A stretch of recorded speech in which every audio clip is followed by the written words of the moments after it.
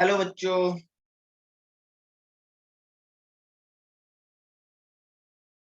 Hello बच्चों। Good afternoon. Good afternoon, sir. Good afternoon all of you. Good afternoon, good afternoon, good afternoon sir. Good afternoon बेटा।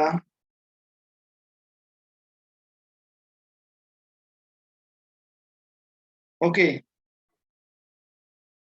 तो main बात ये है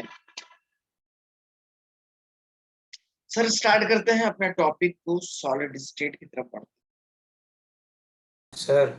हाँ सर वो 9th डेट का लेक्चर आपने वो अपलोड नहीं किया था, आप कर देंगे ना? 9 तारीख का। Yes sir. करता भाई करता, आज पक्का करो। Okay sir, thank you sir.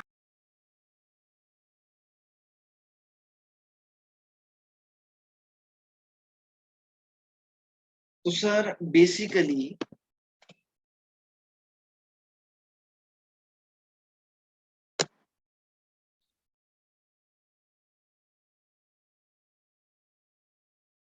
Solid में हम लोग क्या पढ़ रहे थे बच्चों? सॉलिड में सर हम लोग पढ़ रहे थे रेडियस से रिलेटेड बहुत सारे क्वेश्चंस मैंने आपको सॉल्व कराने सिखाए थे। उम्मीद करता हूं कि आपको सॉल्व करने आए। आज हम लोग पढ़ते हैं बच्चों coordination number.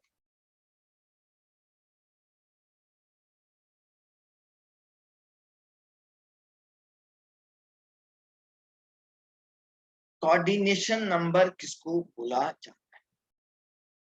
Sir coordination number का क्या मीनिंग होता है उसके बारे में मैं आपको बता, कहने का ये मीनिंग है गाइस कि सर सपोज आपके पास इस तरीके से कोई एक एटम है और इस एटम पे आप देख रहे हैं, एक तो ये वाला एटम लगा दीजिएगा, एक ये वाला एटम लगा दीजिएगा। तो सर ये जो सेंटर वाला एटम है ना, इस सेंटर वाले एटम को कितने एटम टच कर रहे हैं? 2 एटम टच कर रहे हैं। तो मैं ये बोलूंगा इस सेंटर वाले एटम का जो कोऑर्डिनेशन नंबर होगा, इस सेंटर वाले एटम का सर जो कोऑर्डिनेशन नंबर होगा ये कितना होगा? 2 हो जाएगा। समझ रहे हैं क्या? या सर मैंने यहाँ पे एक एटम ऐसा बनाया और इस एटम पे 3-4 छोटे छोटे एटम,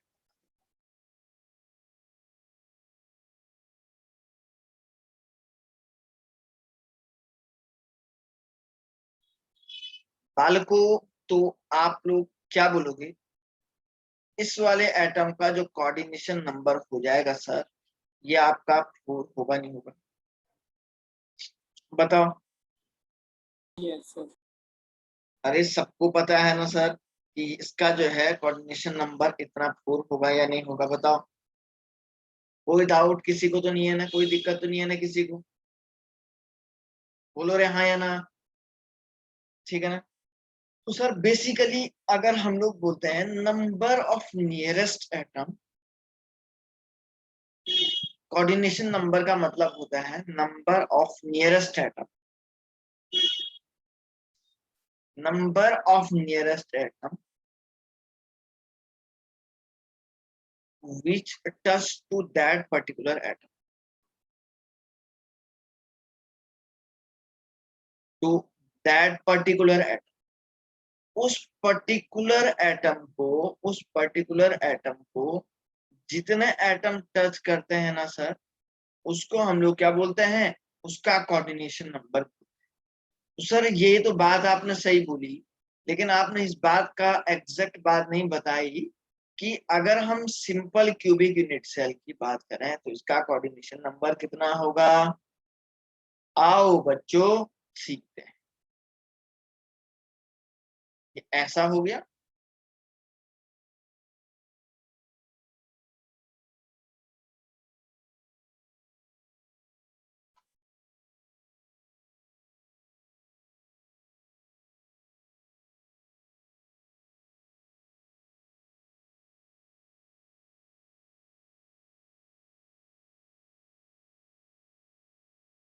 ये ऐसा हो गया।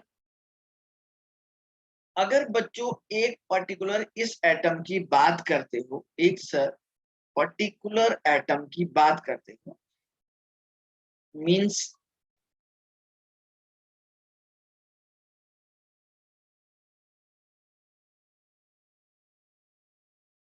ये वाला एटम रखना। सर अगर आप एक पर्टिकुलर इस एटम की बात करते हो तो जाहिर सी बात है बच्चों, इस particular simple cubic unit cell में इसको कौन कौन से एटम टच करेंगे? एक तो सर ये पीछे वाला एटम टच करेगा, करेगा नहीं करेगा? एक तो सर ये वाला एटम टच करेगा, करेगा नहीं करेगा? बोलो रे बच्चों।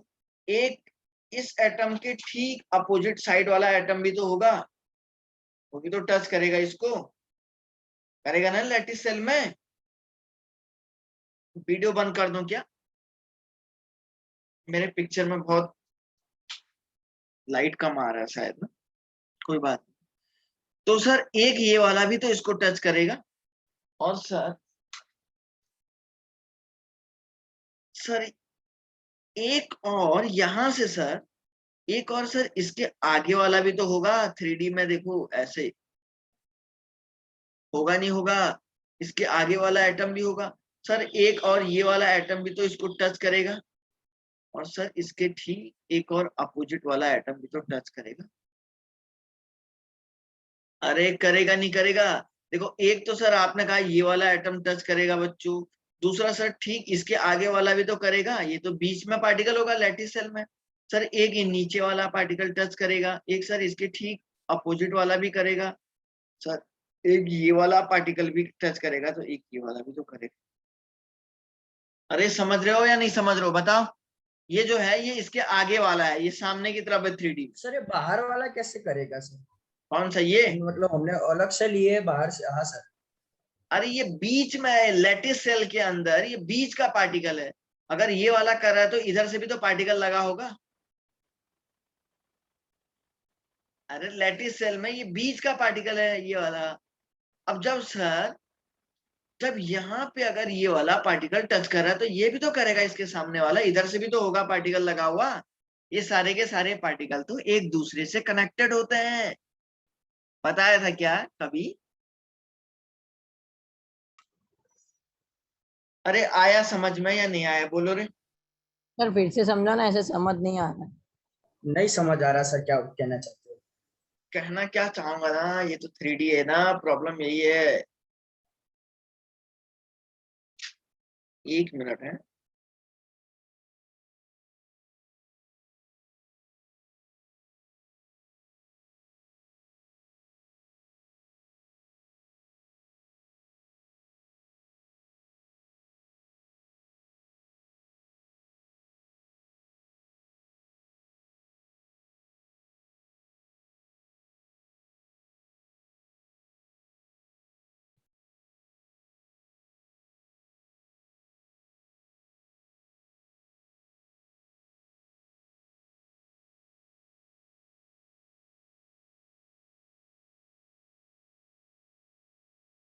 रुक जाओ बेटे।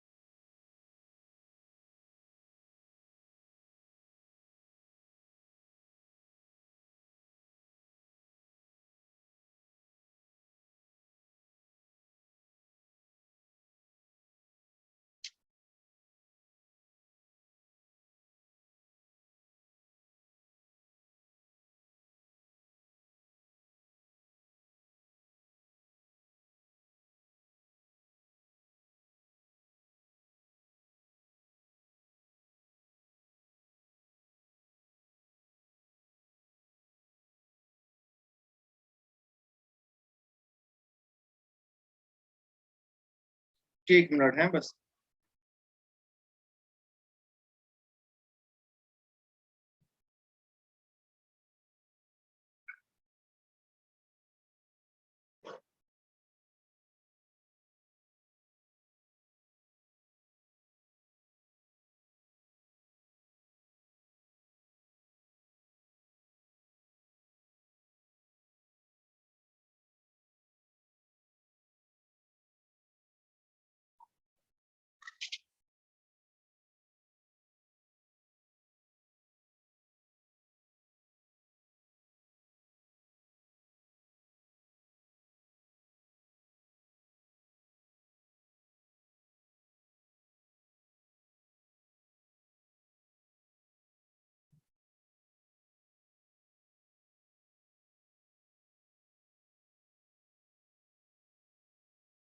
ओके, तो सर बेसिकली बच्चों मैं आप लोगों से क्या कहना चाहता हूँ, मैं आप लोगों से ये कह रहा हूँ, थोड़ा ध्यान से आप लोग लैटिस सेल को भूल गए क्या? आप लोग मुझे लगता है बच्चों लैटिस सेल को भूल गए हैं।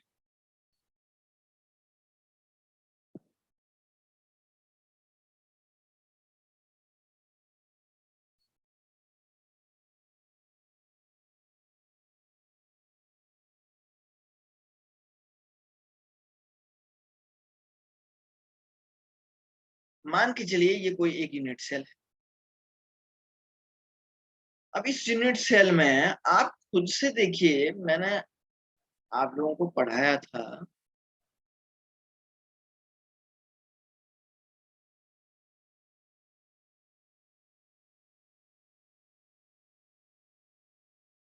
ऐसा कुछ। आओ बच्चों पार्टिकल की स्टडी कर।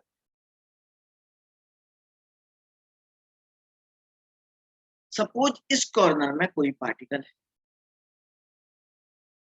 इस कॉर्नर में कौन कौन से, देखो ये बीच में है, ये लैटिस सेल है। लैटिस सेल का मतलब इसके थ्रू बहुत सारे यूनिट सेल है, बहुत सारे यूनिट सेल है इसके थ्रू।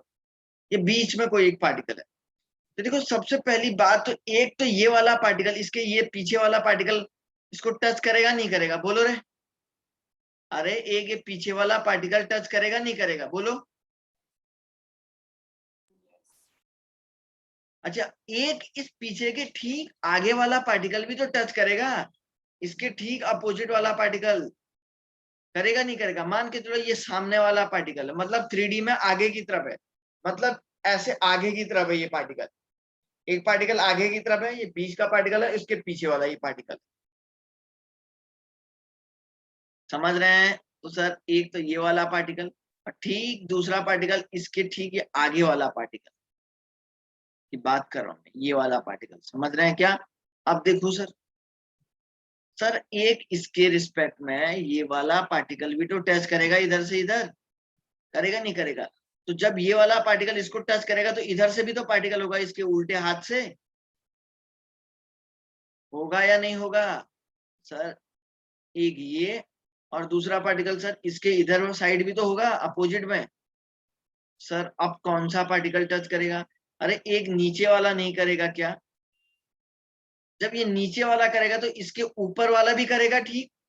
जब देखो यहाँ पे पार्टिकल है, नीचे वाला पार्टिकल इसको टच कर रहा है तो इधर वाला पार्टिकल भी तो टच करेगा इसको। समझ रहे हैं रे? सर सीधे ऊपर को एक लाइन खींचता हूं, यूं हो गया, और सर यूं सीधे इसके ऊपर वाला पार्टिकल। अब पता लग गया कौन कौन से पार्टिकल की बात कर रहा हूं मैं?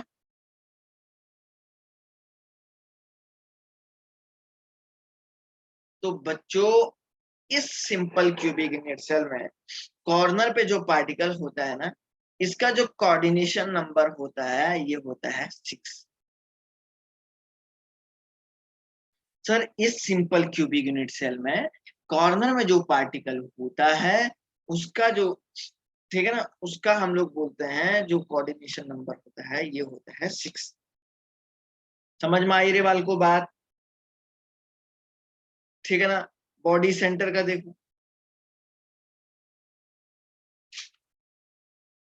बीसीसी वाले पार्टिकल की बात। मतलब ये 3D है तो थोड़ा थोड़ा पता नहीं चल रहा है। ये 3D है ना, वही थोड़ा सा दिक्कत हो रही है यार। हाँ, मैं नहीं नहीं पता चल रहा सर। यस सर, नहीं का पता चल रहा है। अब कैसे कौन बताएं, सा बताओ वो नहीं पता चल रहा है। कैसे करें, बताओ अब क्या कर सकते हैं। ये 3D है ना, इसको कैसे बताओ है। इस 3D को बताने के लिए हम क्या कर सकते हैं, बताओ। अब या तो क्या हो सकता है बताइए आप। सर अगर आपके पास कुछ बॉक्स है वैसा कुछ होगा तो ऐसा एग्जांपल लेके। बॉक्स से नहीं पता लगता ना। इसके लिए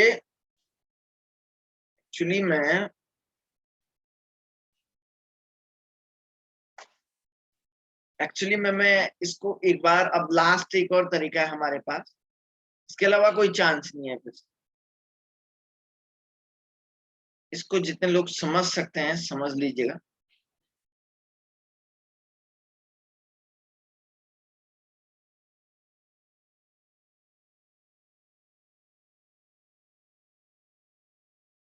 इस चैप्टर 3D है, तो 3D का मतलब होता है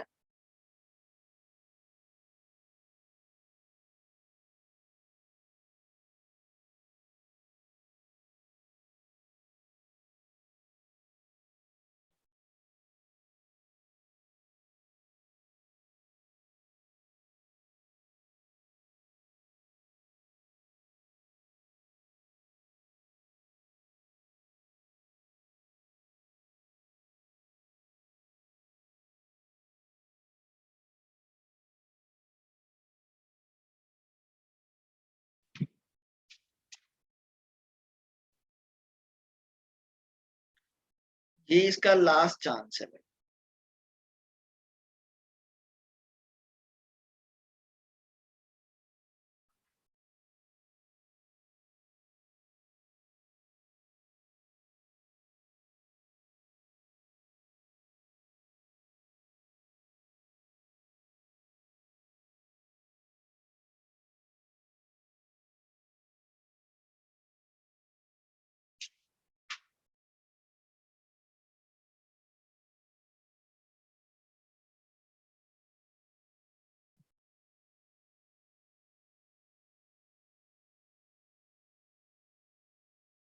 ये लो, अब देखो, सपोज सर ये वाले पार्टिकल को कंसीडर करो, इस वाले पार्टिकल को कंसीडर,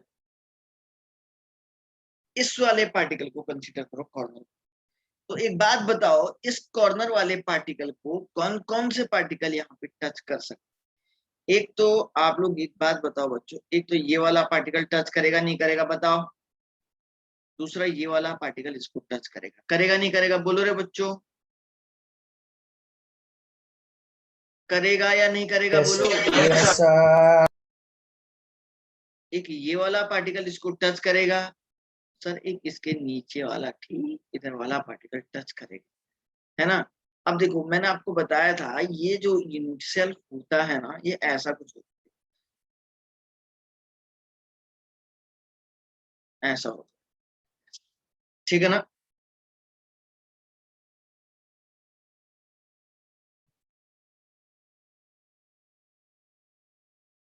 उसको हटाने का मतलब ये हो गया कि गड़बड़ हो जाएगा पूरा।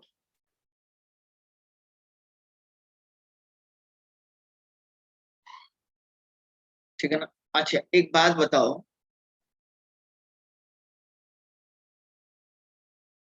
एक बात बताओ बच्चों, अब एक दो पार्टिकल और इसको टच करें, एक तो ये वाला पार्टिकल टच करेगा और एक ये वाला पार्टिकल टच करेगा, करेगा नहीं करेगा बताओ। एक इसके ये पीछे वाला पार्टिकल टच करेगा, एक सामने वाला करेगा नहीं करेगा, और बताओ इसमें कौन से पार्टिकल इसको टच कर रहे हैं। अरे और बताओ, और कौन सा पार्टिकल टच करता हुआ दिख रहा है। अब आया समझ में, से यस और नो, सबको आया समझ में या नहीं। अरे जल्दी बोलो, अभी भी अगर किसी पार्टिकल को, किसी को कोई पार्टिकल नहीं दिख रहा है तो बताओ, मैं बताता हूँ। बताओ। अब पता लग गया ना सर, ये वाला पार्टिकल भी टच करेगा, ये वाला भी करेगा, इधर वाला भी करेगा, आगे वाला भी करेगा, ऊपर वाला भी करेगा, नीचे वाला भी करेगा। और किसी के माइंड में कोई बात है कि सर ये वाला पार्टिकल नहीं कर रहा है? दिख रहा है ना सभी को? मैं इसको फिर मिटाऊंगा है, इसलिए जल्दी बोल दो, फिर बाद में आप नहीं बोल पाओ। इसको बताने में भी समय लगता है ना, बनाने में समय नहीं लगता है क्या? चलो, तो अब आपको ये पता लग गया सर इसमें 6 कोऑर्डिनेशन नंबर होता है। बॉडी सेंटर वाले में देखो, बॉडी सेंटर वाले पार्टिकल को कितने पार्टिकल टच करेंगे, ये सबसे बड़ी बात है जी।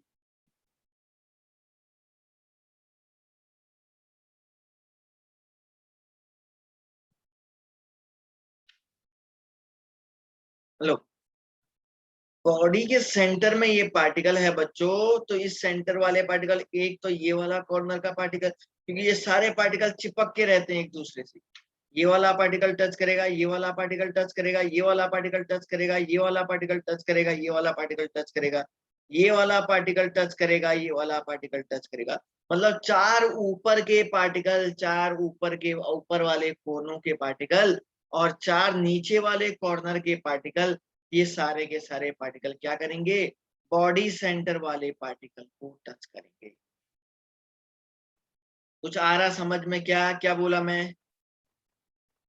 बोलो हाँ या ना। अरे समझ में आ रहा है क्या क्या बोल रहा हूं मैं? क्योंकि सर ये सारे के सारे पार्टिकल एक दूसरे से चिपक के रहते हैं, इसलिए 4 ऊपर वाले कॉर्नर के पार्टिकल और 4 नीचे वाले कॉर्नर के जो पार्टिकल होते हैं ना, ये क्या करते हैं, इस बॉडी सेंटर वाले पार्टिकल को टच करेंगे। तो आप देख रहे हैं सर इसका जो कोऑर्डिनेशन नंबर हो जाएगा, कितना हो जाएगा, 8 के इक्विवेलेंट आएगा। क्लियर हुई यहां तक बात? तो बोलो, यहां तक बात क्लियर हुई तो बोलो, फिर आगे बढ़ता हूं।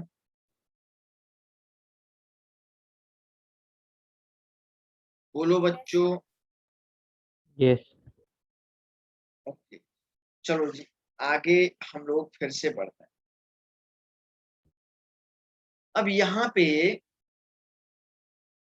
सर नेक्स्ट हमारे पास है सर यहाँ पे एफसीसी यूनिट से। बच्चों ये एफसीसी थोड़ा सा आप याद रख लीजिएगा, एक्चुअली ये काफी टिपिकल पार्टिकल है। ये जो एफसीसी का, ये फिलहाल तो मैं बता नहीं पाऊंगा, लेकिन आप इसको बस याद रख लीजिएगा, क्योंकि इस यहाँ पे दिखाना बड़ा मुश्किल है। तो सर जो एफसीसी वाले पार्टिकल में कोऑर्डिनेशन नंबर होता है, ये 12 होता है, इतना आप लोग याद रख लीजिएगा फिलहाल के लिए, क्योंकि यहाँ पे बता पाना बच्चों पॉसिबल जो कि हमसे नहीं हो पाएगा, क्योंकि यहाँ पे एक नॉर्मल में भी नहीं बता पाऊंगा और काफी ज्यादा टिपिकल भी है। सामने रहने के बाद भी उसको बताना बड़ा पॉसिबल नहीं हो पाता, इम्पॉसिबल रहता है।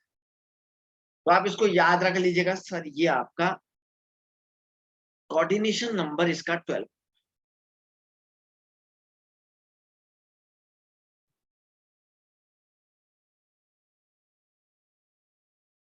तो सर आइए नेक्स्ट टॉपिक पढ़ते हैं, packing fraction.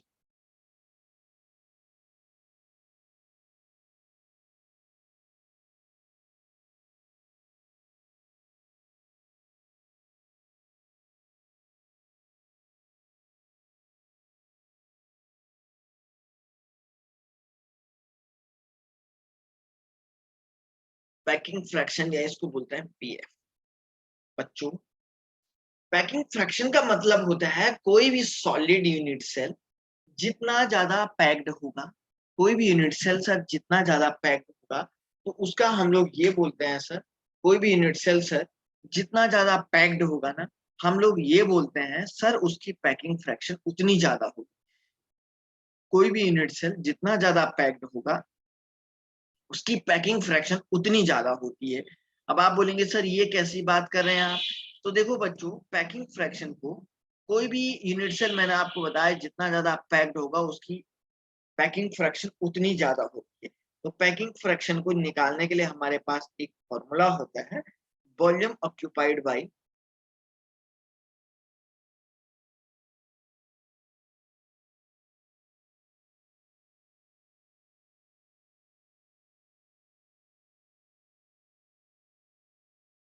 Volume occupied bye effective atom divided bye होता है volume of unit cell.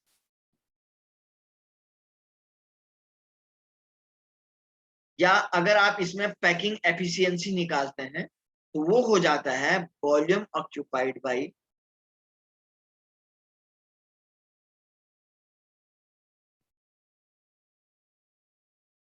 Effective atom divided bye होता है वॉल्यूम ऑफ यूनिट सेल। और इसको काई से मल्टीप्लाई करते हैं सर? 100 से मल्टीप्लाई करते हैं सर। इसको काई से मल्टीप्लाई करते हैं सर? 100 से मल्टीप्लाई करते हैं, ठीक है ना। इसको ऐसा बोला जाता है, आप देख रहे हैं volume occupied by the effective atom divided by volume of unit cell.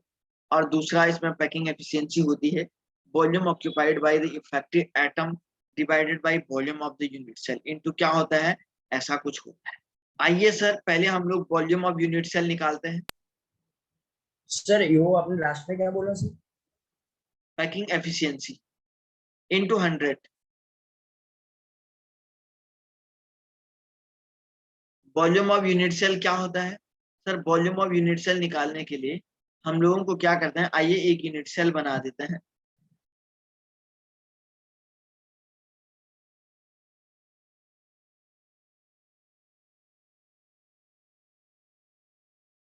अब एक बात मुझे बताओ बच्चों, इसकी ये वाली लेंथ ए है, ये भी ए है, ये भी ए है, ये भी ए है, ये भी ए है, सारी की सारी ए। आप मुझे एक बात बताइए, एक बात बताओ बच्चों कि यूनिट से किसी क्यूब का जो है वॉल्यूम कितना होता है? L into B into H. तो आप क्या बोले, A into A is equal to A cube होगा नहीं होगा? बोलो रे बच्चों, बोलो, होगा नहीं होगा?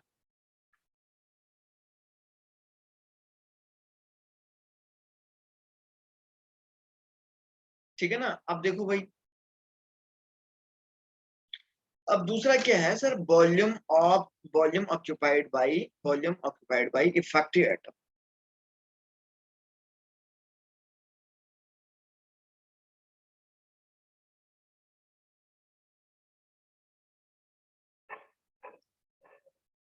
Volume occupied bye effective atom. Effective atom के द्वारा कितना वॉल्यूम ऑक्यूपाइड किया जाएगा? तो आप मुझे बताओ इफेक्टिव एटम क्या होता है? जेड इफेक्टिव इंटू मैं क्या बोल दूंगा, एक मिनट है।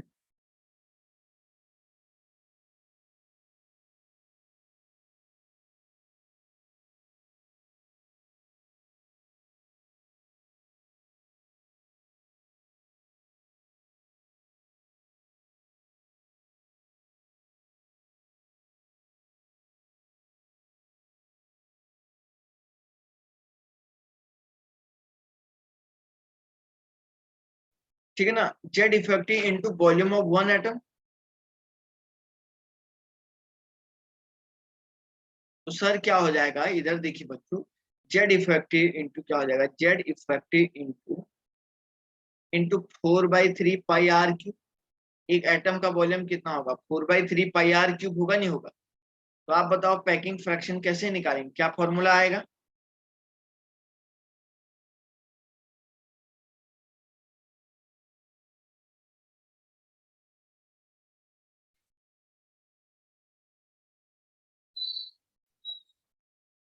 Sir Z effect into 4/3 πr cube किसका बोला? क्या बोल रहा है? इंटू 4/3 πr क्यूब किसका बोला सर? अरे ये एक एटम का वॉल्यूम होता है ना। 4/3 πr क्यूब ना सर। हाँ, जेड इफेक्टिव इंटू मल्टीप्लाई क्यों कर देता है ऐसा कुछ है। मैं समझा नहीं, क्या बोल रहा है? ये एक एटम के वॉल्यूम के उसके साथ मल्टीप्लाई क्यों किया सर हमने जेड इफेक्टिव? अरे तो उससे सारे इफेक्टिव एटम के वॉल्यूम निकल जाएंगे पैकिंग फ्रैक्शन निकालने के लिए, डिवाइडेड बाय ए क्यूब। अभी तो लिखा यार मैंने, packing fraction is equal to क्या लिखा, वॉल्यूम ऑफ इफेक्टिव एटम। तो इफेक्टिव एटम का वॉल्यूम कैसे निकलेगा बता? डिवाइडेड बाय वॉल्यूम ऑफ, क्या लिखा मैंने, unit cell. Effective atom Unit का cell. वॉल्यूम कैसे निकाला बता, Z effective into effective atom का मतलब Z effective into pi are cube, एक एटम के वॉल्यूम से मल्टीप्लाई करना पड़ेगा तभी तो सभी का निकलेगा। अरे भाई ये तो सिंपल मैथमेटिक्स हाँ समझ गया समझ गया। है ना। तो सर पैकिंग फ्रैक्शन निकालने के लिए ये वाला फॉर्मूला यूज करो, समझ रहे हैं ना। तो सर ये वाला फॉर्मूला सबके लिए यूज करना है आप लोगों को। चलो मैं इसको दोबारा लिख देता हूँ, क्या लिखा मैंने, P F is equal to, मैंने क्या लिखा, Z effective into 4/3 pi are cube divided by A का क्यूब, ऐसा बोला। सर सिंपल एससीसी के लिए पैकिंग फ्रैक्शन कितना आएगा सर, देखो बच्चों, जेड इफेक्टिव की वैल्यू कितनी होती है इसके लिए, 1 होती है, समझ रहे हैं ना। ए क्या आएगा sir, A is equal to क्या होता है, सिंपल क्यूब के लिए 2r होता है, बताया था क्या मैंने, अरे बताया था क्या। तो packing fraction is equal to क्या हो जाएगा, 1 into 4/3 pi into are cube divided by, ये क्या हो जाएगा, ए क्यूब का मतलब 2r का क्यूब हो जाएगा। सर ये क्या हो जाएगा, 4 into pi into are cube हो जाएगा सर, डिवाइडेड बाई 3 इंटू क्या हो जाएगा, 2 क्यूब इंटू क्या हो जाएगा, आर क्यूब हो जाएगा। आर क्यूब से आर क्यूब कैंसिल करो, है ना। और सर आगे कैसे करेंगे, यहां से देखो रे, 4 into pi divided by 3 into क्या हो जाएगा, 2 इंटू 2 इंटू 2, इसको कैंसिल करो तो पाई अपॉन 6 आ जाएगा ये। तो सर ये आएगा 3.14 डिवाइडेड बाई 6, सर तो ये आएगा 0.52 समथिंग आएगा कुछ, है ना। तो ये इसकी पैकिंग फ्रैक्शन हो जाएगी। तो पैकिंग फ्रैक्शन, पैकिंग एफिशिएंसी कितना आएगा, packing efficiency is equal to packing fraction into क्या होता है 100, सर ये 0.52 इंटू क्या हो जाएगा 100, सर ये कितना आएगा 52% आ जाएगा। तो कहने का मतलब है simple cubic unit cell 52% packed है, simple cubic unit cell 50%, 52% cube, 52% क्या है, पैक्ड है, ठीक है ना। 52% सर ये क्या है, पैक्ड। कुछ आया रे बच्चों, समझ में आया ना, बोलो।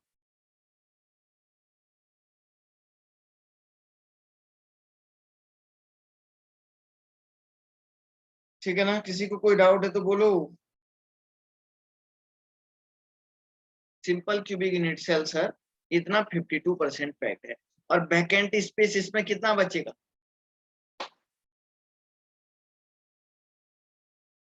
100 माइनस 52 इज इक्वल टू 48%, इसका खाली स्पेस बचा है। आगे सबको कैसे कर रहे हैं सॉल्व, कैसे निकालते हैं,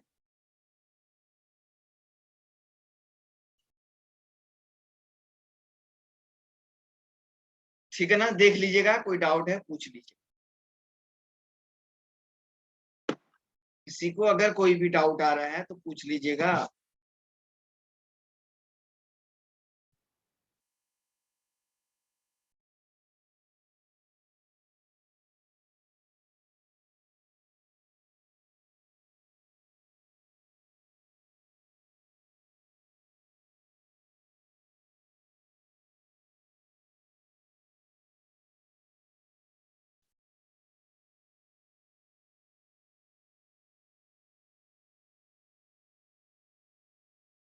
ओके चलो ये हो जाएगा। तो सर एक काम करते हैं सर, इधर देखो, ऐसे ही हम लोग एक काम करते हैं सर,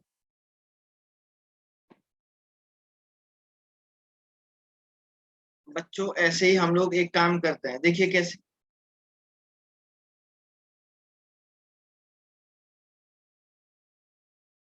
इसी फॉर्मूले को बेस मान के एफसीसी वाले यूनिट सेल का, एफसीसी वाले यूनिट सेल का पैकिंग फ्रैक्शन निकालते हैं।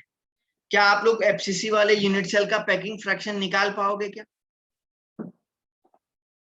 बोलो निकाल पाओगे क्या।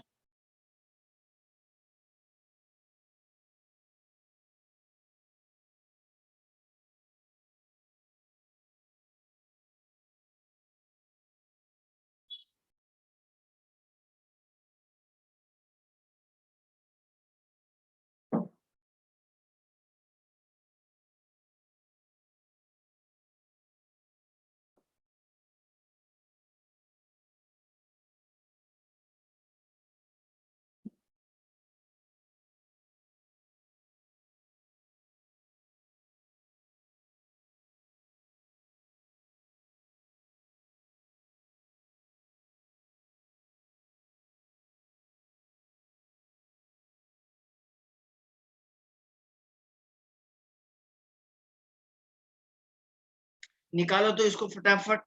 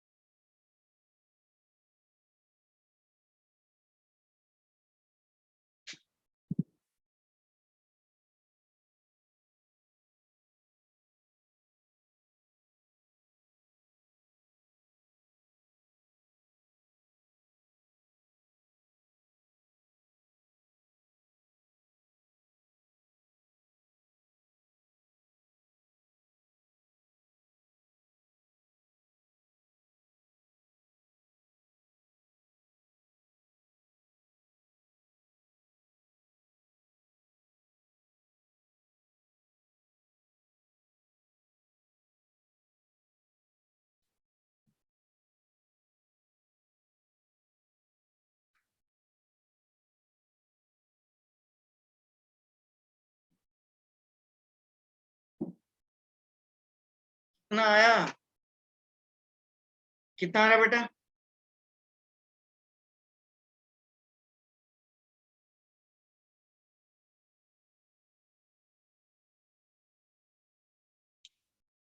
तुम लोग नहीं निकालोगे मुझे लग रहा है।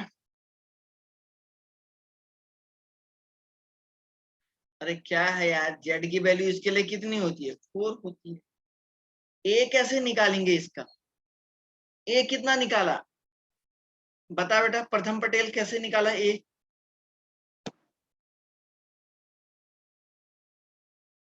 प्रथम पटेल ए कैसे निकाला बेटा, बता दो। सर आपने तो एफसीसी का करवाया नहीं ना सर, आगे कोऑर्डिनेट नंबर में समझाया तो। अरे क्या बोल रहा है यार, एफसीसी का ए निकालना नहीं सिखाया था क्या? अरे ये फॉर्मूला सबके लिए यूज होगा बोल रहा हूं ना मैं, बीसीसी एफसीसी। मैंने एफसीसी का ए निकालना नहीं सिखाया था क्या? √2a is equal to 4r। A is equal to बताया नहीं था क्या? 2√2r। ये नहीं सिखाया था क्या? सर ये तो सिखाया था अभी, तो यही तो पूछ रहा हूं मैं तेरे देखो को। उसकी बात कर रहा हूँ सर। अभी आपने कोऑर्डिनेट नंबर में सिर्फ एससीसी करवाया ना, तो मुझे ऐसा लगा एफसीसी को नहीं अलग होगा फॉर्मूला। नहीं नहीं नहीं, सबके लिए एक है। चलो कितना हुआ भाई बताओ फटाफट, कितना आ रहा है पूछो, बताओ जल्दी से।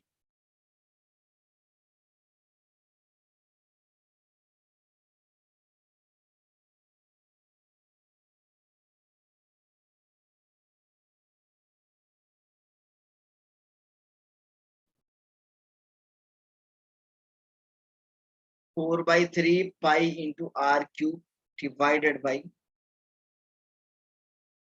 2√2r cube. Sorry, 4/3 pi into are cube, 2 cube into √2 का क्यूब ऐसे नहीं लिख सकता हूं क्या? ऐसे इंटू आर क्यूब। इसको कैंसिल करिए।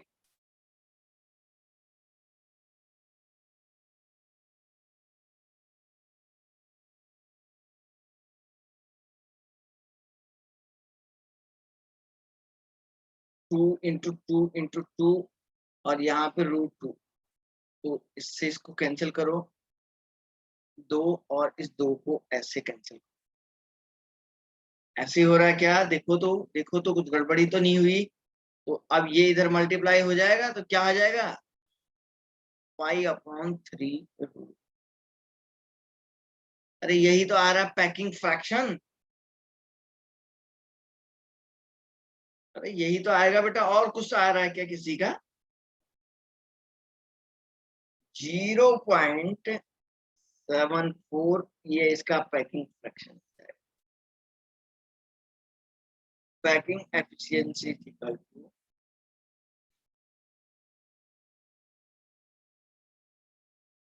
100। ठीक है ना?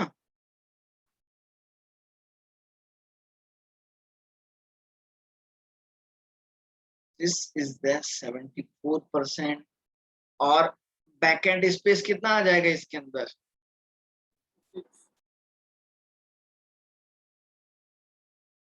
26%। बताओ यार, इतना भी नहीं निकाल पा रहे हैं यार, बताओ कितनी दुख की बात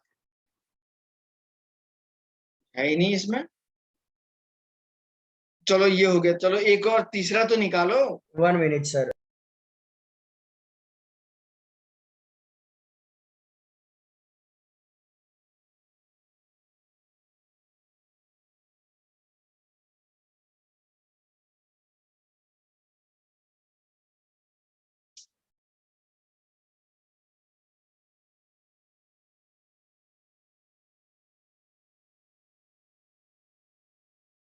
हो गया?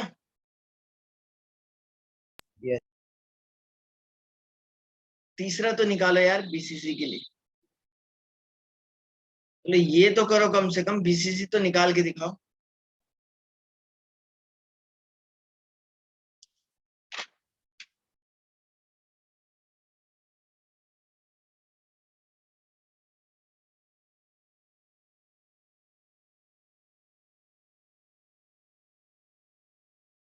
चलो मैं ही निकाल देता हूँ, छोड़िए कहाँ तुम्हारे चक्कर में। z into 4/3 pi are cube √3a is equal to क्या होता है बीसीसी के लिए? 4r होता है। a is equal to 4r upon, निकल गया। z की कितनी होती है वैल्यू? अब इधर देखो, तो equal to 2 into 4/3 into pi into are cube divided by क्या करोगे? 4r upon 3। 2 into 4 into pi into are cube divided by ये 3 इंटू 4 का क्यूब ऐसे कर दो, 16 इंटू 4 इंटू आर क्यूब। अच्छा, ये √3 का क्यूब ऊपर चला जाएगा, ऐसे करो, कैंसिल करो, इससे इसको कैंसिल करो, 8 से इसको कैंसिल करो, ऊपर क्या बचा? इसको 3√3 into pi divided by 3 into 8 हो जाएगा। इससे इसको कैंसिल करो तो √3 अपॉन 8 पाई, इसकी ये वैल्यू आ जाएगी पैकिंग। आएगी नहीं आएगी? सर ये फाइनली वैल्यू इसको कैलकुलेट करते हैं, ये आएगा 0.0.0.68। This is the packing fraction. बच्चों पैकिंग एफिशिएंसी कितनी आएगी?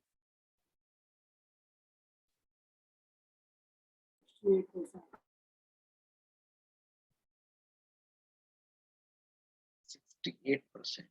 बैक एंड स्पेस निकाल देना, ठीक है ना? इसको निकाल लेना भाई, इसको निकाल लेना। चलो ठीक है ना, देख लीजिएगा, कोई डाउट है तो पूछ लीजिए।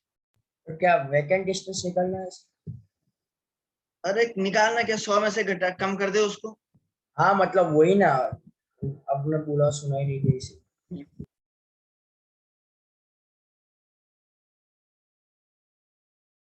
चलो अब आगे बढ़ते हैं सर, क्लोज पैक्ड स्ट्रक्चर के बारे में पढ़ते हैं, ठीक है ना सर? क्या होता है?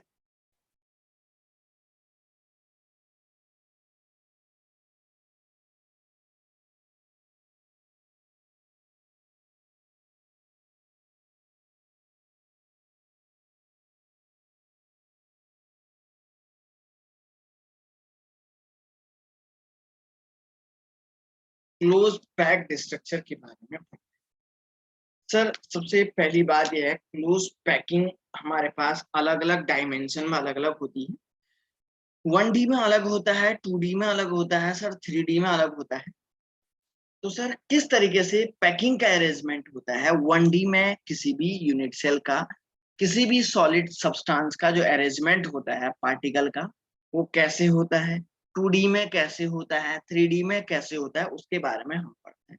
बेसिकली अगर मैं 1D की बात करूं, 1D close packing,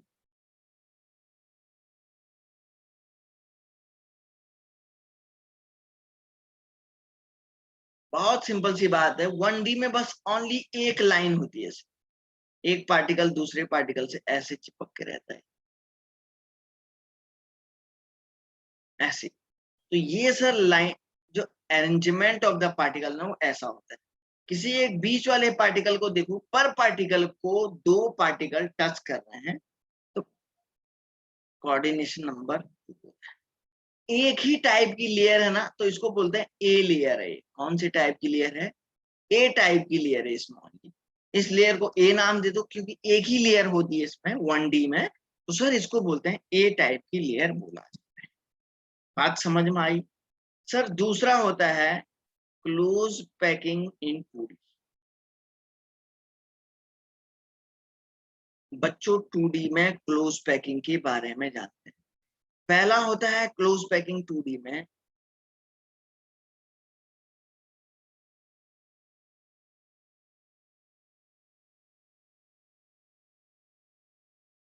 square close packing, दूसरा होता है हेक्सागोनल क्लोज पैकिंग।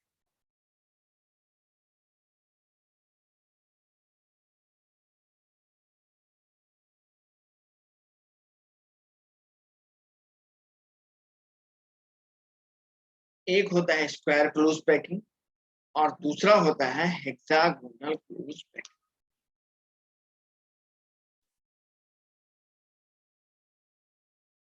आया बेटा समझ में सबको? सर यहाँ पे हमारे पास दो टाइप की क्लोज पैकिंग होती है। एक होता है स्क्वायर क्लोज पैकिंग, दूसरा होता है हेक्सागोनल क्लोज पैकिंग। आइए बच्चों पहले पढ़ते हैं स्क्वायर क्लोज पैकिंग के बारे में।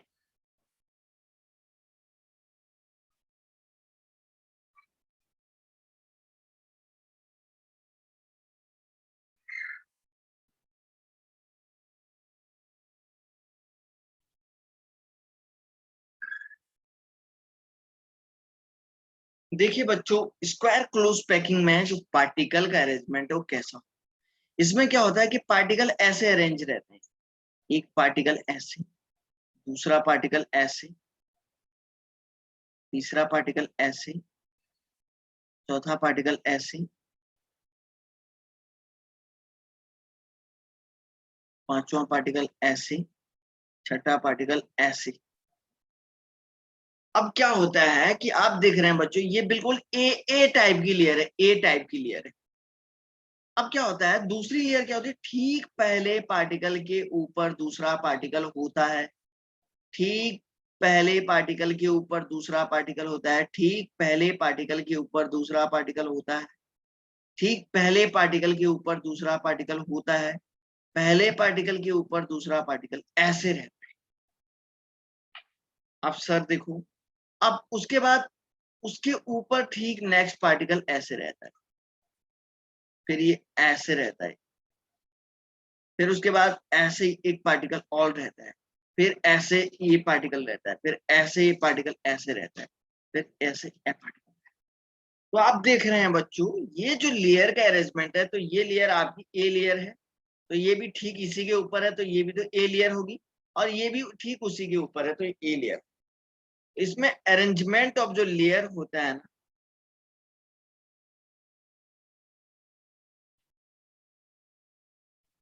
वो आपका ए टाइप की लेयर होती है, ए टाइप की लेयर होती है, ठीक है ना।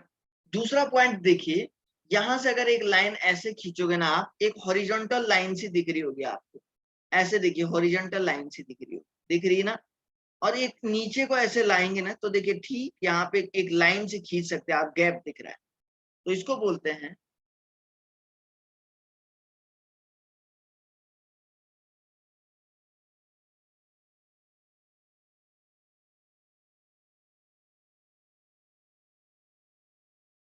horizontal as well as vertical alignment are.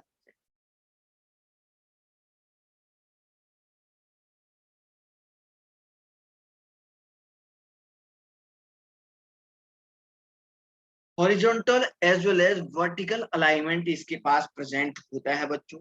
तीसरी बात मैं आप लोगों को ये बता देना चाहता हूँ सर, तीसरी बात मैं आप लोगों को ये बता देना चाहता हूँ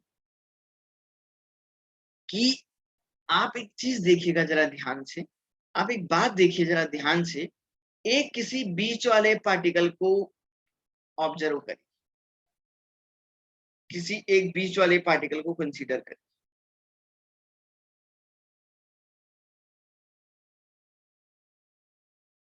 इस बीच वाले पार्टिकल को जो पार्टिकल टच कर रहे हैं उनको टच करिए। कौन कौन से पार्टिकल इस बीच वाले पार्टिकल को टच करें? एक तो ये वाला पार्टिकल टच कर रहा है, दूसरा ये वाला पार्टिकल टच कर रहा है, तीसरा ये वाला पार्टिकल टच कर रहा है, चौथा ये वाला पार्टिकल टच कर रहे हैं नहीं कर रहे हैं बताओ? एक तो ये वाला पार्टिकल, दूसरा ये वाला, तीसरा ये, चौथा ये। 2D में पढ़ा रहा हूँ, ये सब सुन रहे हैं क्या सर? इसका कोऑर्डिनेशन नंबर कितना हो जाएगा सर? कोऑर्डिनेशन नंबर इसका कितना हो जाएगा? 4 हो जाएगा। जो पार्टिकल इस बीच वाले पार्टिकल को टच कर रहे हैं इनके सेंटर को मिलाइए, ऐसे ऐसे ऐसे ऐसे। बच्चों आप देख रहे हैं, आपको एक स्क्वायर सा मिल रहा है ना, एक स्क्वायर सा दिख रहा है ना, और इसी को बोला जाता है स्क्वायर क्लोज पैकिंग।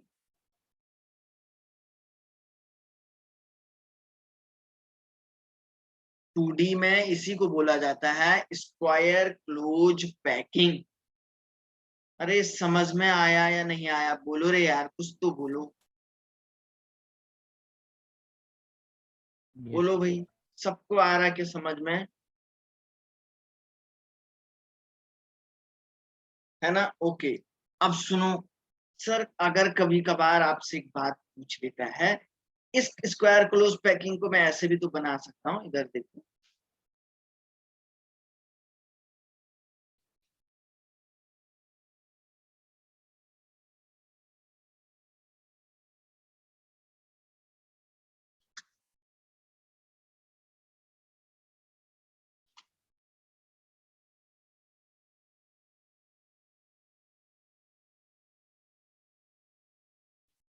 बात तो एक ही है ये।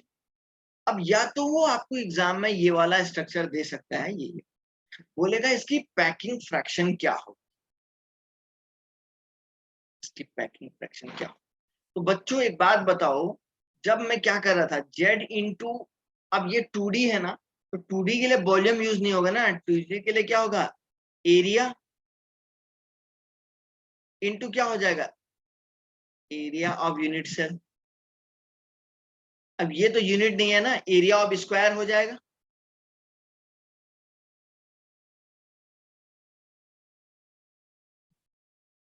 तो क्या हो जाएगा? जेड इंटू एक स्पेयर का एरिया कितना होता है? पाई आर स्क्वायर, इंटू एरिया कितना होगा? ए स्क्वायर। ऐसे निकालेंगे नहीं निकालेंगे? बोलो रे, आया समझ में? हाँ या ना बोलो जल्दी, फिर मैं आगे बढ़ूंगा, समय हो रहा है। Yes sir. ओके चलो। अब देखिए सर, यहाँ पे एक पॉइंट ये है, बेसिकली मैं आपको ये बता रहा हूँ सर, इसका एरिया हम निकालेंगे। सर जेड कैसे निकालेंगे? आप जरा ध्यान से देखिए, एक स्पेयर को कंसीडर करिएगा बच्चों, एक स्पेयर को कंसीडर करिएगा। इस स्पेयर का आप देख रहे हैं, इस स्पेयर का सर आप देख रहे हैं कि इस स्पेयर का आप देख रहे हैं कि एक स्क्वायर को बनाने में आप देख रहे हैं, एक स्क्वायर को बनाने के लिए एक स्पेयर का कितना पार्ट्स लग रहा है? 1/4 पार्ट लग रहा है नहीं लग रहा? बताओ।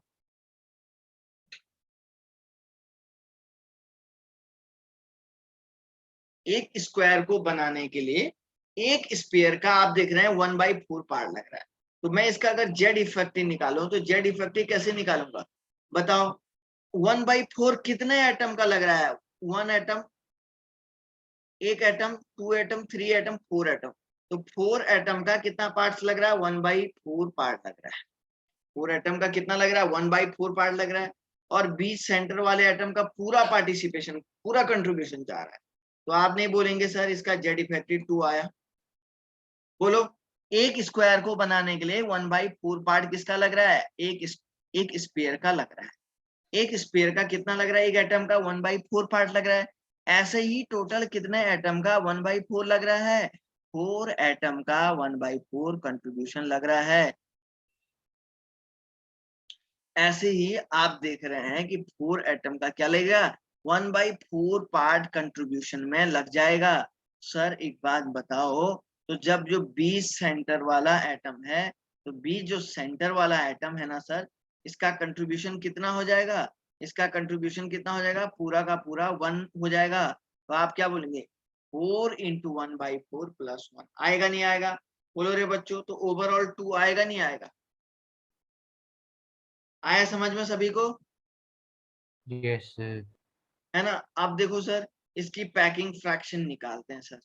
देखिए बच्चों, सर पैकिंग फ्रैक्शन क्या हो जाएगी, पीएफ इजिकल टू क्या हो जाएगा, देखिए देखिए यहां से कैसे निकालना है, 4 इंटू 1/4, सॉरी निकालने की जरूरत, सीधा 2 लिखो,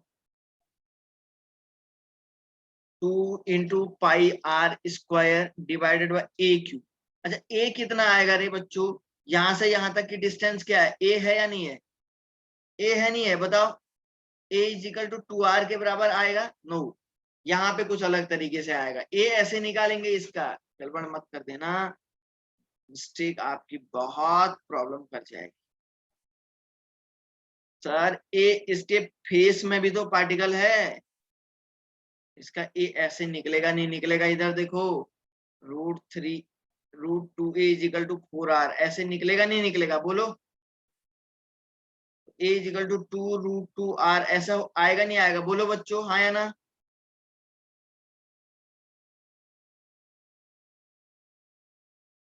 Yes. आर स्क्वायर हो गया, तो 2 into pi into R square divided by आप बोलेंगे 4 into 2, 4 into 2 into R square, इससे इसको कैंसिल, इसको कैंसिल,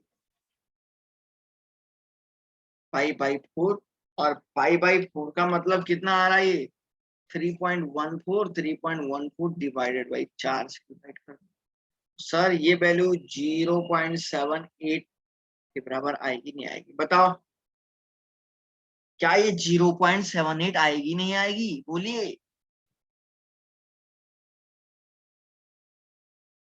ये पूछा गया है जेईई मेंस में पहले,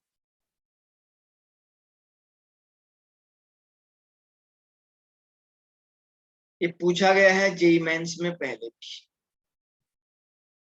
समझ रहे हैं क्या, ऐसे इसको आप लोग फाइंड आउट। यहां तक अगर किसी बच्चे को कोई बात अगर प्रॉब्लम आ रही है तो पूछ, बोलो भाई।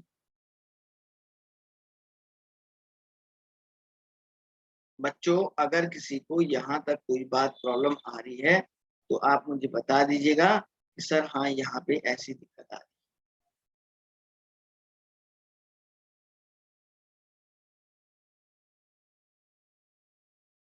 ठीक है, चलो आगे नेक्स्ट पढ़ते हैं। सर नेक्स्ट हम लोग पढ़ते हैं, एक और हमारे पास है हेक्सागोनल क्लोज पैक।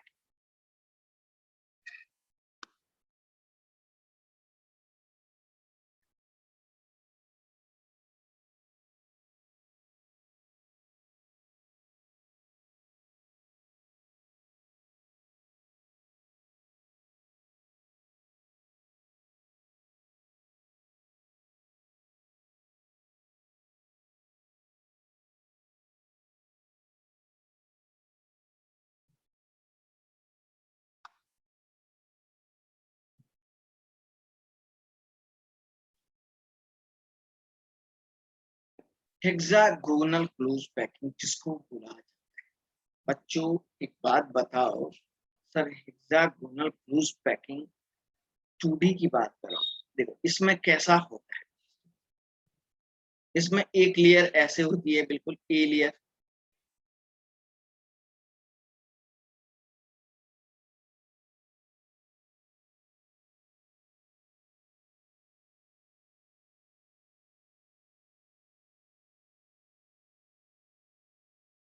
ठीक है ना। सर दूसरी लेयर होती है ऐसे, यहाँ पे 2 पार्टिकल एटम के बीच में डिप्रेशन जनरेट हुआ है, उस डिप्रेशन के ऊपर होता है ऐसे, इसके बीच में एक डिप्रेशन जनरेट हुआ है, उस डिप्रेशन के अंदर होती है, देख लीजिए।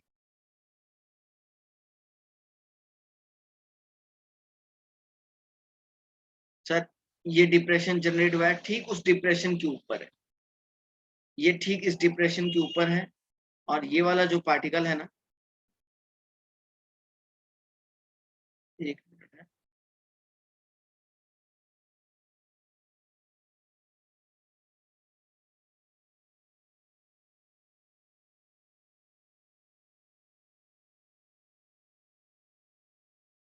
ये इस डिप्रेशन के ऊपर है, और ये वाला पार्टिकल डिप्रेशन के ऊपर। नेक्स्ट पार्टिकल देखिए, यहाँ पे दो एटम के बीच में फिर से एक डिप्रेशन पैदा हुआ, तो ऐसे हो गया इसके ऊपर एक डिप्रेशन, और यहाँ पे हुआ, ये इसके ऊपर आ गया, देख लीजिए यहाँ पे भी एक डिप्रेशन जनरेट हुआ, तो ये इसके ऊपर आ गया। एक्चुअली ये थोड़ा सा डायग्राम अलग सा बन गया है, मैं इसको एक बार मिटा के नया,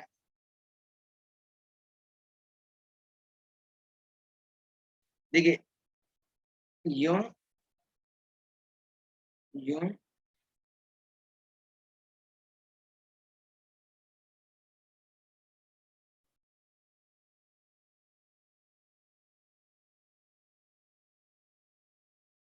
एक मिनट,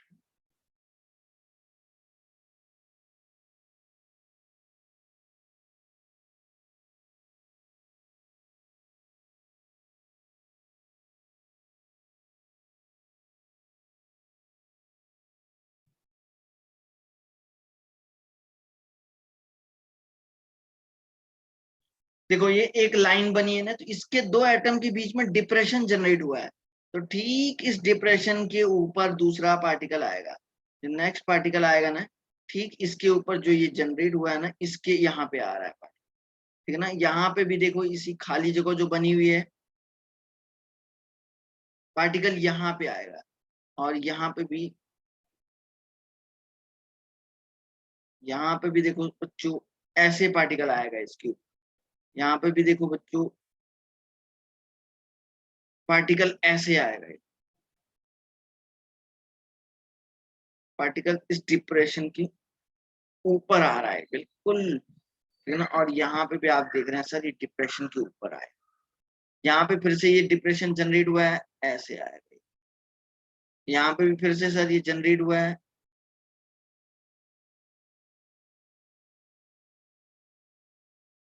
ऐसे आएगा इस डिप्रेशन के ऊपर, और जो नेक्स्ट पार्टिकल है सर, वो ऐसे आएगा सर इस पे, ठीक है ना।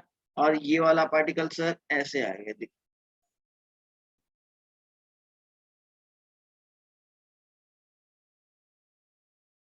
और ये ऐसे ही पार्टिकल, ठीक है ना। तो आप देख रहे हैं इस तरीके से ये डिप्रेशन ऐसे जनरेट आ रहा है। तो आप देख रहे हैं बच्चों, सर अगर ये आपकी ए लेयर है, तो दूसरी लेयर ए की जैसे नहीं है, वो तो उसके ऊपर डिप्रेशन में है, तो इसको बी लेयर बोलेंगे। फिर उसको क्या बोलूंगा, तीसरी और पहली लेयर आपकी एक जैसी है, पहली लेयर के ठीक ऊपर तीसरी लेयर है, ये देखो इसके ऊपर तीसरी लेयर है। तो यहाँ पे जो अरेंजमेंट ऑफ लेयर है सर, जो अरेंजमेंट ऑफ लेयर है ना, ये कैसी है, ए बी टाइप की, ए बी टाइप की लेयर बनेगी नहीं बनेगी बताओ, ठीक है ना। अच्छा इसमें एक देखो हॉरिजॉन्टल लाइन तो बन रही है, लेकिन वर्टिकल नहीं बनेगी, क्योंकि बीच में दूसरा पार्टिकल आ रहा है ना। तो दूसरा पॉइंट यहाँ पे ओनली हॉरिजॉन्टल अलाइनमेंट,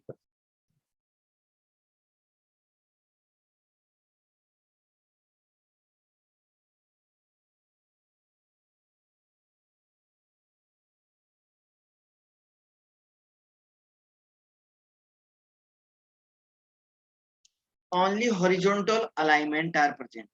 तीसरा देखो कोऑर्डिनेशन नंबर, देखो बच्चों कैसे निकाल रहे हैं, किसी एक बीच वाले पार्टिकल को कंसीडर करो, सर बीच वाले पार्टिकल को, इसको कंसीडर करो, इसको करो, इसको नहीं करता हूँ, इसको करता हूँ। एक्चुअली हम थोड़ा पार्टिकल्स इधर वाले पार्टिकल, बच्चों इस पार्टिकल को कंसीडर करो, इस पार्टिकल को कितने पार्टिकल टच कर रहे हैं, 1 particle, 2 particle, 3 particle, 4 particle, 5 particle, 6 particle. आप देख रहे हैं ना, सर ये सेंटर वाले पार्टिकल को 6 पार्टिकल टच कर रहे हैं, तो आप बताएंगे सर ऑलरेडी आप इसके सबके सेंटर को मिला दीजिएगा।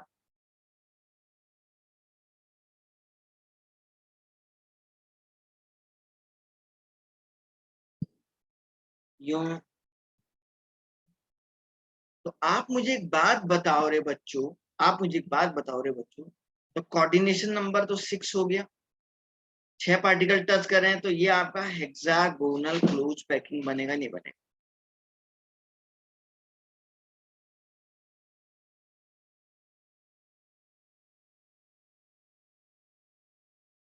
सर ये आपका हेक्सागोनल क्लोज पैकिंग बनेगा नहीं बनेगा? बोलो बोलो।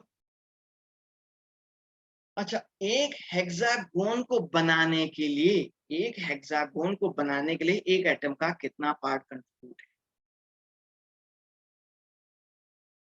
देखिए इसको ऐसे बनाता हूं,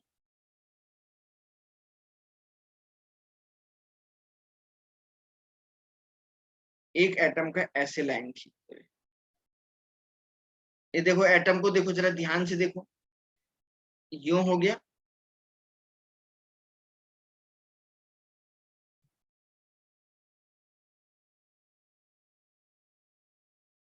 यूं हुआ और ये हुआ।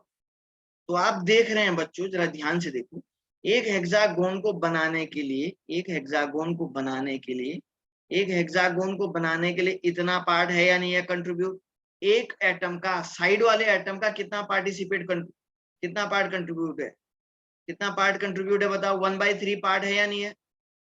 है या नहीं है? तो 1/3 कितने एटम का है? 1 2 3 4 5 6 प्लस सेंटर वाले का ये, तो सर 2 + 1 = 3।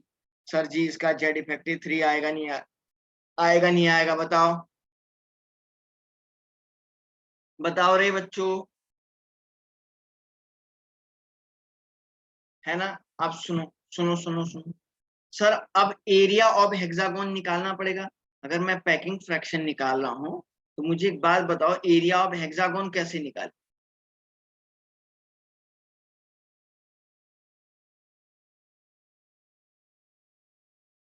पूरे हेक्सागोन का एरिया निकालेंगे, तो भाई आप पहले तो देखेंगे हेक्सागोन कितने एटम से मिलके बना हुआ है।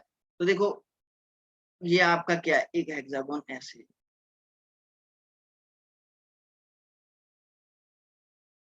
है ना? तो देखो ये क्या बन रहा है, एक इक्विलैटरल ट्रायंगल बन रहा है, इजिकल टू क्या हो जाएगा, area of equilateral triangle,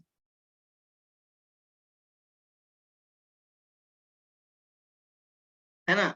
into, देखो कितने इक्विलैटरल ट्रायंगल है बताओ, कितने इक्विलैटरल ट्रायंगल है? इस तरीके से 1 2 3 4 5 6 है ना? तो 6 इंटू इस तरीके से बनेगा नहीं बनेगा इक्विलैटरल ट्रायंगल? तो जितना 6 इक्विलैटरल ट्रायंगल का एरिया आएगा उतना ही तो बच्चों आपका ये आ जाएगा, एरिया ऑफ द हेक्सागोन आ जाएगा। आएगा नहीं आएगा बताओ? अरे हाँ या ना तो बोलो। तो कल आप लोगों को इसका पैकिंग फ्रैक्शन निकालना है। मैं कल सबसे पहले आने के से पहले सब बच्चों से पूछूंगा किसका कितना आया और किसने क्या कैसे ये निकाला। मैं कल क्लास आने से पहले सब बच्चों से पूछूंगा कि किसने कितना इसका एरिया निकाला है और किसने कैसे निकाला है, क्या इसका पैकिंग फ्रैक्शन है। बात समझ में आई क्या? से यस और no? Yes, sir. Yes, sir. Okay, तो बच्चों आज के लिए क्लास को मैं यहीं पे एंड करने की कोशिश करता हूँ। मिलते हैं आप लोगों से नए लेक्चर में, ठीक है बेटा? Thank you, sir. चलो, Bye, ओके sir. ओके बच्चों। Thank you, sir. Bye.